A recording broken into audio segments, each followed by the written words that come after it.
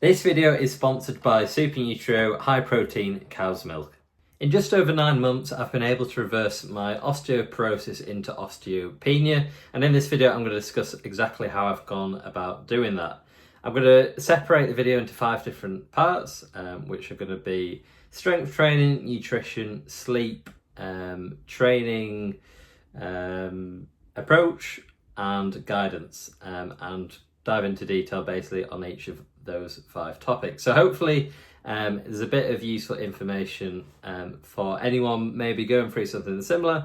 I know for me personally it was quite a shock last year when I got diagnosed, especially being a 26-year-old male. So yeah, I get it, it's quite a traumatic diagnosis. So yeah, again, I hope this video hopefully gives a little bit of hope to some people out there that need it. I'm certainly not out the woods, but we are heading in the right direction, which is great to see after my test the other week, confirming my move into osteopenia, and hopefully within time I will return to normal bone health. So yeah, let's get stuck into it. Just quickly, for those of you that might be watching me for the first time, my background is I'm a runner. Not an elite runner, but I'd say a fairly high level runner. I reckon my PB for 5k is 15:23, and for the marathon it's 2:27, to give you an idea of my ability. And I've been active my whole life. I've loved all sports, tennis, football, even boxing at uni. So I've always been active, and always thought I had fairly good nutrition. So I guess it just goes to show that osteoporosis doesn't discriminate. And yeah, again, it was a big shock for me last year when I was diagnosed with it after 2 separate stress fractures from running. If you follow me on Instagram, you may be aware, as I've kind of documented that journey, recovery journey. But yeah, it was quite an interesting year last year. But anyway, let's get into the 5 things that I've done to help my osteoporosis. So number 1 would be strength training. Historically, my strength training has been very limited. Any strength work I've done has generally been body weight stuff. So, push-ups, pull-ups, body weight squats, or maybe squats with minimal weight, but certainly not, heavy weight.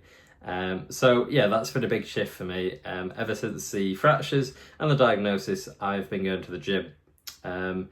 The plan was 2 to 3 times a week, and I'd say on the whole, generally I've done that definitely 2 times a week. There has been periods where I've slacked off, but I've definitely, I have improved on that front, obviously going from 0 gym experience to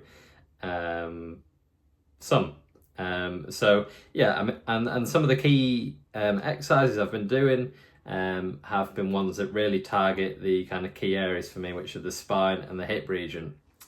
So a few of them would include squats, so lifting heavy weights with squats, roughly 0.8 body weight, and then kind of 3 sets of that.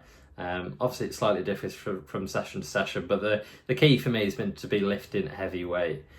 So squats, overhead press is really good at loading the spine, so I've been doing that too. And another big one for me has been plyometrics too, so single leg hopping in a multi-directional movement, but also box jumping and double leg jumping as well. So I'd say they're the 3 key strength exercises that I've added. There have been many more also specific to running, but they are the 3 that have kind of I'd say, are most closely linked to osteoporosis. There's a few studies out there, if you look around, and there is a study out there that showed they did a test on participants with low bone mineral density or osteoporosis. Can't remember exactly what the parameters were, and these people were told to do 4 specific exercises, and I believe it was squats, overhead press, plyometrics, and there was one other which I can't remember. But anyway, the results were pretty positive. I believe pretty much everyone in that test group saw improvements, and I know it was a small subset of people, but it does show that good results can happen. So yeah, on the strength training front, to sum up, I've got in the gym 2 to 3 times a week. Most weeks, and for me that's been a big improvement. Another big change for me has been on the sleep front. My sleep historically has always been pretty poor.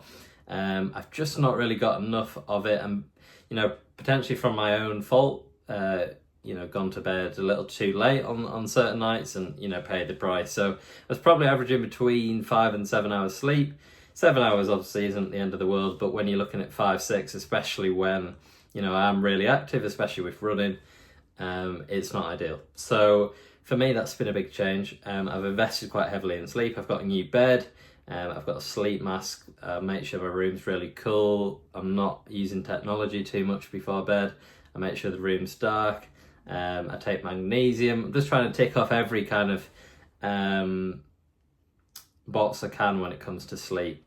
So I'd say they're the main ones. I'm sure I've missed one or two there, but yeah, generally I've really put a lot of time and effort into improving my sleep, and I have seen good results from that. My sleep time has increased probably to about between 7 and 9 hours, depending on the day, and the quality is pretty good too. Generally I'll sleep through without issue. So yeah, that's been a big one for me. There's a lot of studies out there showing the correlation between just good sleep and general health, but also when it comes to bone health and increase in bone mineral density. So yeah, if there is it's not an easy fix, but if there is something you want to quickly address and it's maybe not so good, that could potentially help you out, I'd definitely recommend sleep. Third one is nutrition, and to be honest with you, I could talk about nutrition for hours. So obviously I'm not going to do that in this video, but I will dive into the key points of which, what changes have I made to my nutrition in the last year. As a runner, a long distance runner, I'm expending a lot of calories. I'm running roughly 100k each week, sometimes more, sometimes a bit less, and often quite, intense sessions as well. So I need a lot of energy, I need a lot of carbs, I need a lot of protein, calcium, etc., etc. So a big one for me has simply been increasing my calorie intake. It certainly wasn't, too low. It was probably, I've never tracked my calories, but I'd guess around 3,000 calories. Now I'd say it's closer to between 3,800 and 4,000, that kind of area. So I've really kind of increased that. I've done that through increased carbs. I can go into carbs in a bit more detail, and the fact I wasn't having that many carbs, which might sound a bit weird as a runner, but I've always just kind of, day-to-day life got on best with relatively low carbs. I was having carbs, I'd still have, pizza, bread, but just maybe not as much as you'd expect or really should have. So a big change for me has been the increase in calories, but also the increase in carbs, whether it's bread, pasta, pancakes, bananas, whatever it might be. I've increased that. Another one has been calcium. Again, you might think it's quite an obvious one, but my calcium intake before the injury, before the fractures, the diagnosis was pretty low. Obviously probably contributing to the poor bone health. So that's been a big change for me. In particular through milk, cheese, I believe leafy greens as well have calcium in too, and supplementation. So that's been a big change for me. And specifically on the calcium front, that brings me on to a sponsor of this video, which is Super Nutro Cow's Milk. I've been using this product now for roughly 6-7 months, ever since I got the kind of fractures last year and the diagnosis. And yeah, it's absolutely brilliant. 70 grams of protein per litre. It tastes absolutely delicious. Double the protein, 80% more calcium, and nothing added. Super Nutro is made with a unique filtration process which naturally concentrates both the protein and the calcium, meaning they can increase the protein and calcium content without any nasty additives or stabilizers, which is obviously brilliant. So yeah, absolutely love the product. I use it pretty much every day, religiously, and yeah, genuinely something that I'm going to be using not just for the short term, but hopefully many years to come. So yeah, huge thank you to Super Nutro for sponsoring the video again. Really appreciate it.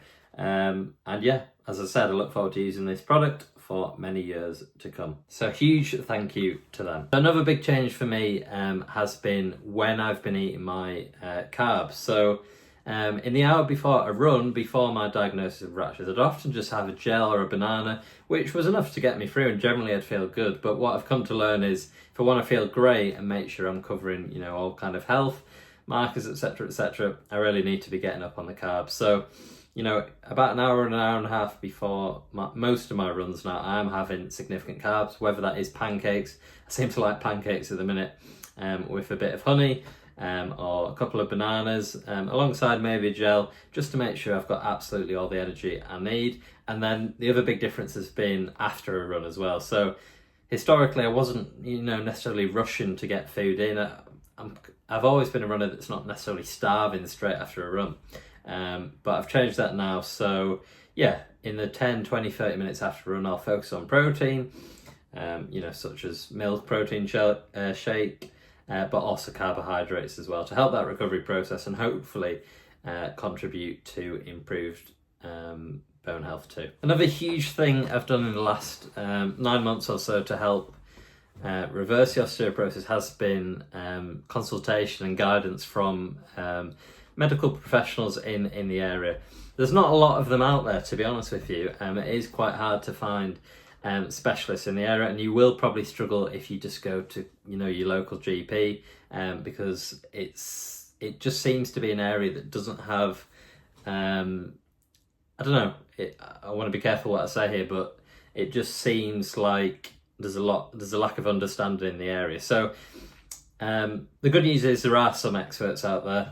I found some brilliant resources online through journals, but also YouTube content as well from doctors.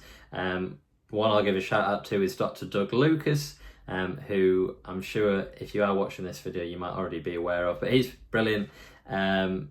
Regular content regarding osteoporosis and bone health, and exactly what you can do to improve it. So yeah, if you get a chance, definitely check Dr. Doug.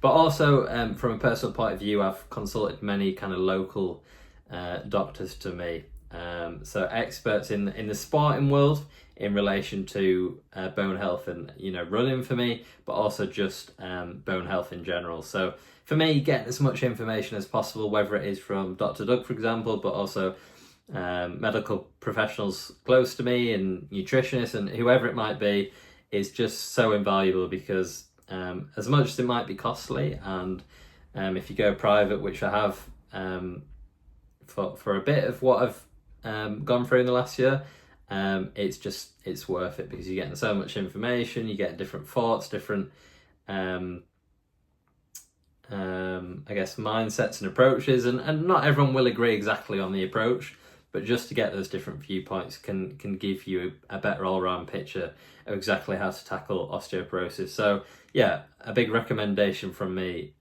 would be consult as many people as possible, consult medical professionals, but also feel free to consult people in a similar position. I'm quite lucky. I've got a bit of a platform on Instagram, and several people reached out to me right at the beginning saying they've been through something similar, or they know someone that's gone through something similar, and were able to give me some good advice, which I was really grateful for. So yeah, again, if you wanted to reach out to me, you certainly can do on Instagram. Again, I'm no doctor or medical professional myself. This is just my experience in the last 9 months.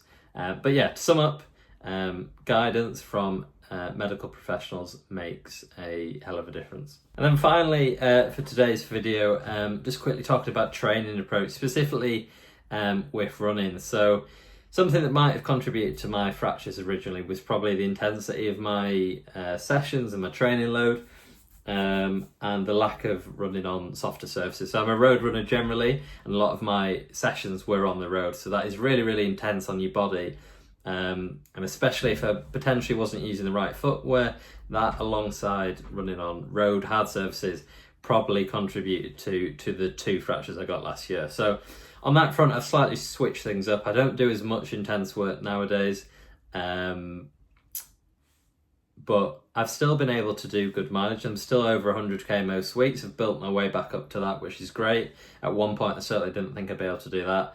And I now run a lot on softer surfaces. So I still do a lot of road running, but a bigger chunk of my weekly load is now on grass or trail, just to take a little bit of extra load off the body, and help recovery, and hopefully reduce the chance of me getting another fracture, because they are not fun, as I'm sure anyone watching this will know. So yeah, that's the video, guys. Hopefully it was useful. Obviously, I've kind of done a bit of a, you know, you can talk about these topics for ages if you want. You can talk about them for hours, especially something like nutrition. There's so many different aspects to it, but hopefully it's given you a little kind of overview of 5 key points. So if there's anything specific you'd like to know, leave a comment or drop me a message on Instagram, and I'll do my best to get back to you. But I plan to do many more videos of this kind, and hopefully, as I said at the start, just give a little bit of hope to those who are in a similar position to me, and you know, might be struggling or might not have any hope. But yeah, again, I was diagnosed with osteoporosis June last year. I had another test 2 weeks ago, now in London, and it had showed I have already improved my bone mineral density and by definition reversed osteoporosis into osteopenia. So it can be done. Hopefully I will keep going on that trajectory, and we'll see how we get on. But yeah, thank you for watching, and I'll see you next time.